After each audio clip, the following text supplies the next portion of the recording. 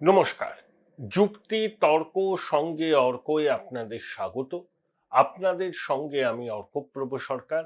সবাইকে সনির্বন্ধ অনুরোধ, channel subscribe করুন এবং থ্যাঙ্কস বাটনে ক্লিক করলেই আপনাদের সহায়তা আমার কাছে পৌঁছে যাবে।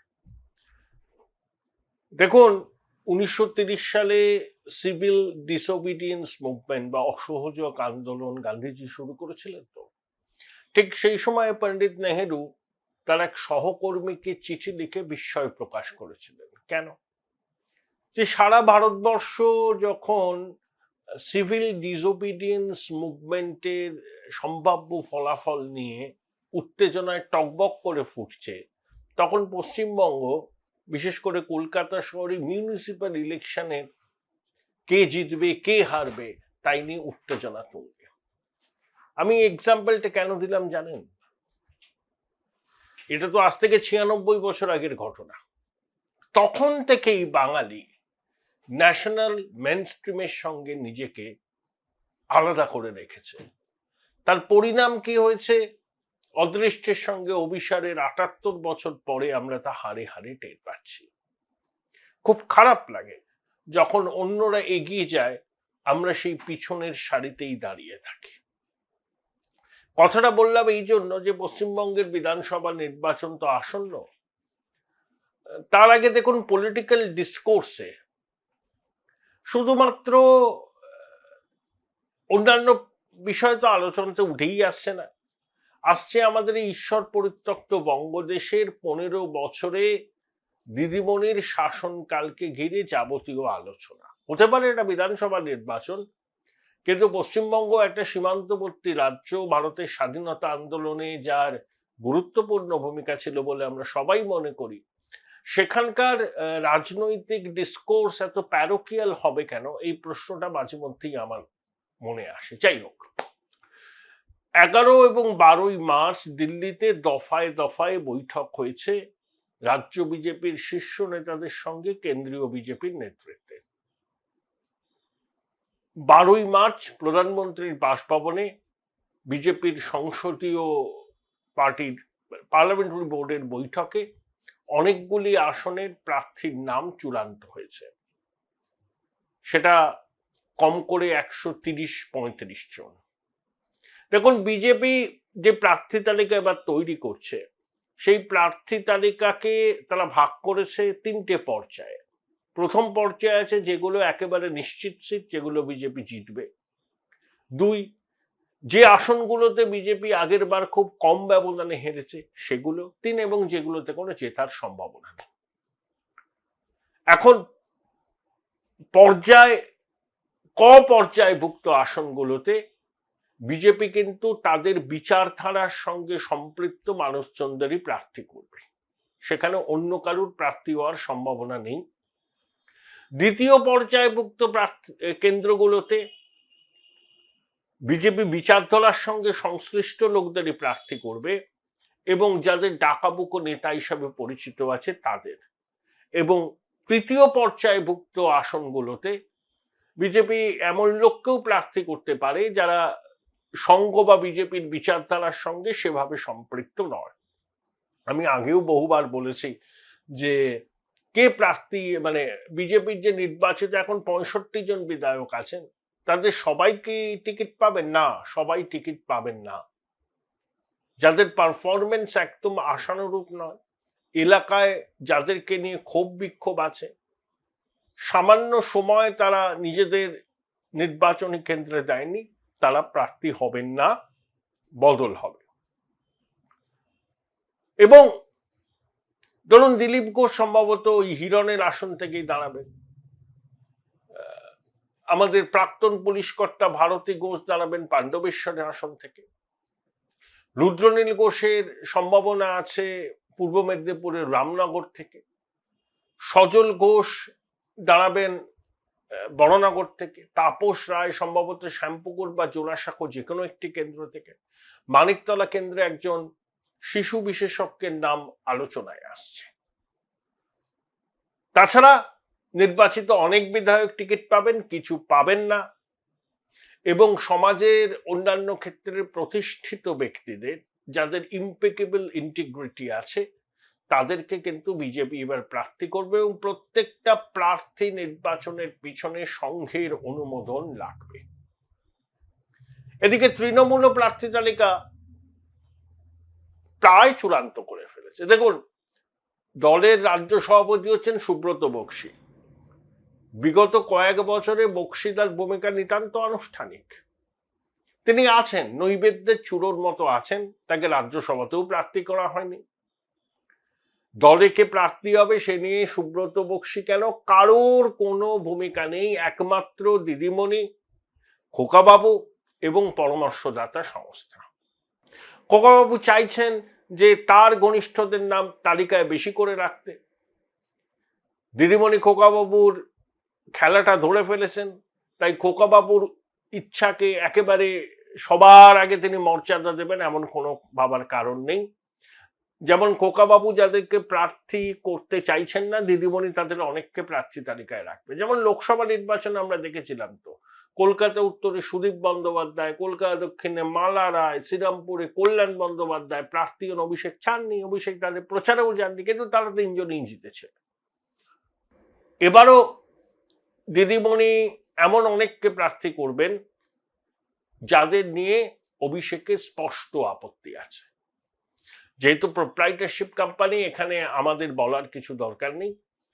দিদিমণি এবং খোকাবাবু তাদের প্রোপ্রাইটারশিপ কোম্পানির কারা কারা খাস বৃত্ত হিসাবে নির্বাচনী ময়দানে নামবেন তাদের তালিকা প্রকাশ করবেন, অবশ্যই আইপ্যাকের ইনপুট নিয়ে। এখন কিন্তু দিদিমণির কাছে আইপ্যাক আর প্যাক নয়, আইপ্যাকের কাছে তৃণমূল কংগ্রেস বডি ফেলে দিয়েছে। আইপ্যাককে তৃণমূল তাদের পলিটিক্যাল অ্যাক্টিভিটি কার্যত আউটসোর্স করে দিয়েছে।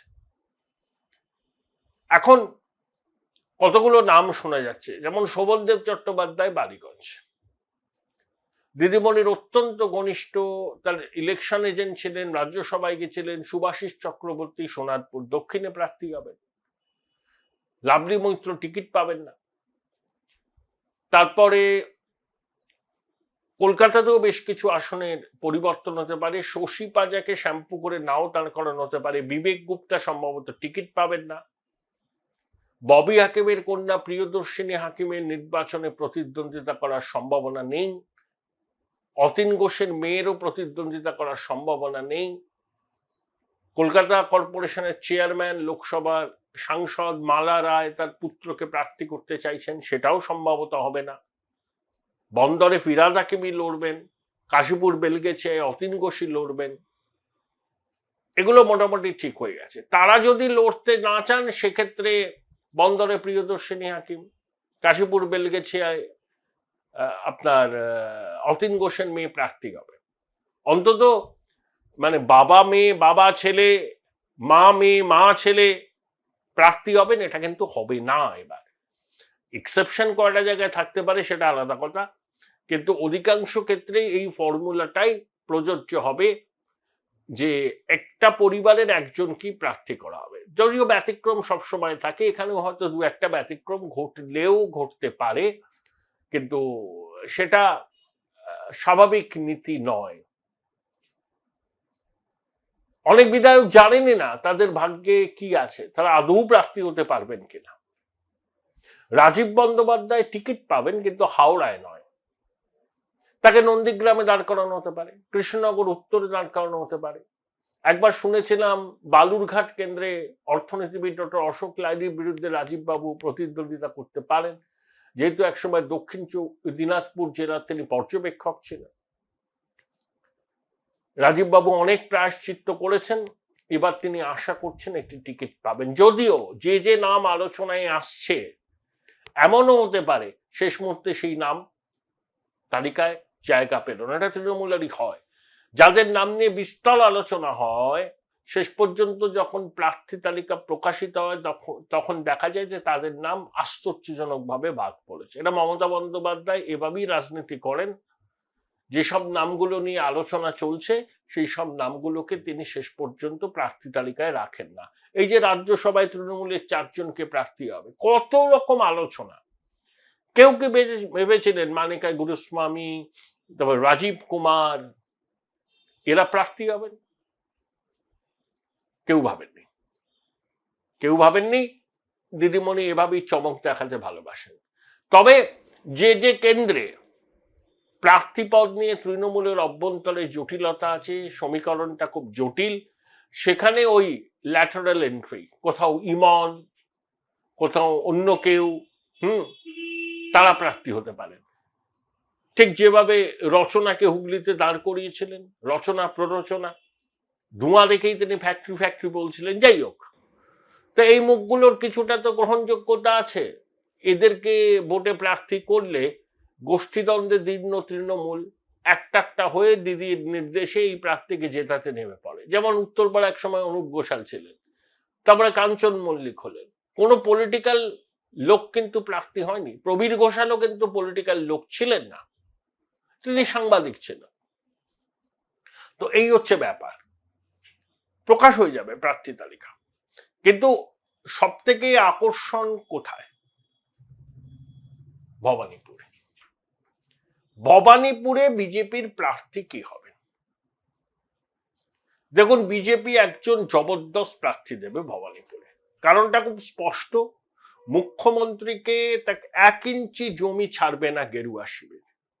এমন কোন মেসেজ যাতে বাংলার মানুষের কাছে না যায় যে মুখ্যমন্ত্রীর বিরুদ্ধে একজন দুর্বলকে প্রার্থী করলো বিজেপি, কার্যত মুখ্যমন্ত্রীকে ওয়াক ওভার দিল। একই এসআইআর এর পরবর্তী পর্যায়ে ভবানীপুরের কম্পোজিশনটা বদলে গেছে, লড়াইটা একেবারে সমানে সমানে। 2004 সালের লোকসভা নির্বাচনের ফলাফল যদি দেখেন, মমতা বন্দ্যোপাধ্যায় জিতেছিলেন প্রায় 90,000 ভোটে। সিপিএম দাঁড় করিয়েছিল তখনকার টাকাপুকো নেতা রবীন দেবকে। সারা দক্ষিণ কলকাতা জুড়ে রবীন দেব দেওয়াল লিখন করেছিলেন, খেটেছিলেন, পদযাত্রা। এবার রবীন দেব এমন ভাবে সিপিএম এর ইকোসিস্টেম ক্যাম্পেইনটা করেছিল যে মমতা বন্দ্যোপাধ্যায় নার্ভাস হয়ে গেছিলেন। তাহলে কি তার খাস তালুকে তাকে পরাজয়ের স্বাদ পেতে হবে? তিনি জিতেছিলেন, একমাত্র তিনিই জিতেছিলেন। কিন্তু 1999-তে যেখানে প্রায় 2.5 লক্ষ ভোটে তিনি জেতেন দক্ষিণ কলকাতায়, সেখানে জিতেছিলেন প্রায় 90,000 ভোটে। 1/3 ভোট কম পেয়ে জিতেছিলেন। ওই এবার রবীন দেব, এই যে প্রচারটা, এটা মমতা বন্দ্যোপাধ্যায় কিন্তু ঘাবড়ে গেছিলেন। ভবানীপুরেও বিজেপি কিন্তু জবরদস্ত প্রার্থী দেবে, জবরদস্ত। তাদের লক্ষ্য যে ভবানীপুর নিয়ে দিদিমণিকে ব্যস্ত করে রাখা, যে ভবানীপুরের ফয়সলা নিয়ে দিদিমণি যেন টেনশনে থাকেন। ইতিমধ্যেই 3বার বিএলএ দেবাশিস কুমার, ববি হাকিমের সঙ্গে বৈঠক করেছেন। মুখ্যমন্ত্রী, যিনি ওখানকার ভূমিকন্যা, ইটকাট পাথর চেনেন, তার শৈশব, কৈশোর, স্কুল জীবন, কলেজ জীবন সবই তো ওখান থেকে কেটেছে, তিনি ওখানকার বিধায়ক, তার এত টেনশন। 3বার বিএলওদের সঙ্গে বৈঠক করেছেন। আর শুভেন্দু অধিকারী যেভাবে চ্যালেঞ্জ ছুড়েছেন যে ভবানীপুরে দিদিমণিকে হারাবো, নন্দীগ্রামে হারিয়ে কম্পার্টমেন্টাল করেছি, ভবানীপুরে হারিয়ে দিদিমণিকে অবসরের গ্রহে পাঠিয়ে দেবো, প্রাক্তন মুখ্যমন্ত্রী করব। দেখুন, শুভেন্দু এটা বলছে ইচ্ছা করে, ওই আবার রবীন দেব এই ন্যারেটিভ তৈরি করার জন্য, যাতে পিসিমণির উপর প্রবল চাপ পারে। ভবানীপুরের যে কম্পোজিশন, 5টা ওয়ার্ডে বিজেপি এগিয়ে থাকে, 3টি ওয়ার্ডে তৃণমূল এগিয়ে থাকে, 77-82 তার মধ্যে অন্যতম। আর কাজুরি দেবীর ওয়ার্ডে নামমাত্র ভোটে তৃণমূল এগিয়ে থাকে। পোস্ট এসআইআর পুরো কম্পোজিশনটা বদলে গেছে। তাহলে ভবানীপুরের প্রার্থীকে, কাগজে প্রকাশিত হয়েছে, আমিও বিজেপি নেতাদের কাছে খবর নিয়েছি যে বিজেপির কেন্দ্রীয় নেতৃত্ব এবং রাজ্য নেতৃত্ব সবাই চান ভবানীপুরে জবরদস্ত লড়াই হোক। দলের কেন্দ্রীয় নেতৃত্ব যদি শুভেন্দু অধিকারীকে বলেন যে শুভেন্দু তুমি প্রার্থী হও, শুভেন্দু রাজি হয়ে যাবে। সেখানে ওর কোনো না নেই কিন্তু যে আমি আমার নিজের কেন্দ্রেই দাঁড়াবো। দল যদি শুভেন্দুকে বলে শুভেন্দু তুমি ভবানীপুরে দাঁড়াও, শুভেন্দু রাজি হয়ে যাবে। তবে দল সে সিদ্ধান্ত নেবে কিনা আমি জানি না, কারণ শুভেন্দু ভবানীপুরে দাঁড়ালে পরে সারা রাজ্য জুড়ে প্রচার করতে পারবে না, ও সীমাবদ্ধ হয়ে যাবে ভবানীপুরে। আবার শুভেন্দু যদি চ্যালেঞ্জ নিয়ে দাঁড়ান এবং শেষ পর্যন্ত ওই নন্দীগ্রামের ইতিহাসের পুনরাবৃত্তি 26-এ ভবানীপুরে হয়, তাহলে কিন্তু মুখ্যমন্ত্রী হিসাবে আর কোনো নাম বিজেপির বিবেচনায় আসবে না, একটাই নাম, শুভেন্দু অধিকারী। শুভেন্দু চ্যালেঞ্জ নিতে ভালোবাসেন,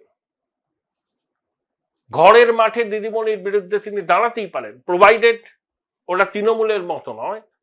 দল যদি মনে করে যে ওখানে শুভেন্দুই দাঁড়াবে, শুভেন্দু দাঁড়াবেন।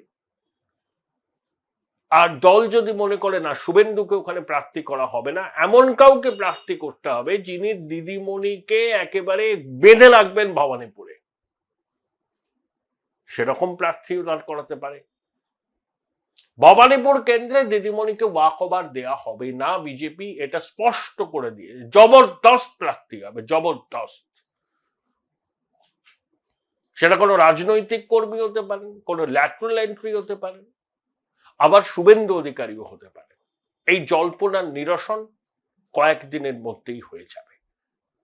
তবে এখনো ভবানীপুরের প্রার্থী নিয়ে চূড়ান্ত সিদ্ধান্ত হয়েছে বলে আমার অন্তত জানা নেই, হয়ে থাকতে পারে, আমার জানা নেই।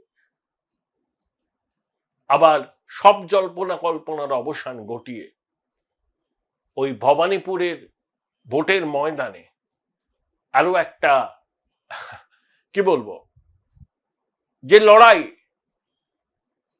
টান টান উত্তেজনায় রাখবে বঙ্গবাসীকে, সেটাও হতে পারে শুভেন্দু অধিকারী বনাম Mamata Bandyopadhyay. Join Indian Institute of Hotel Management now. Right choice, right decision.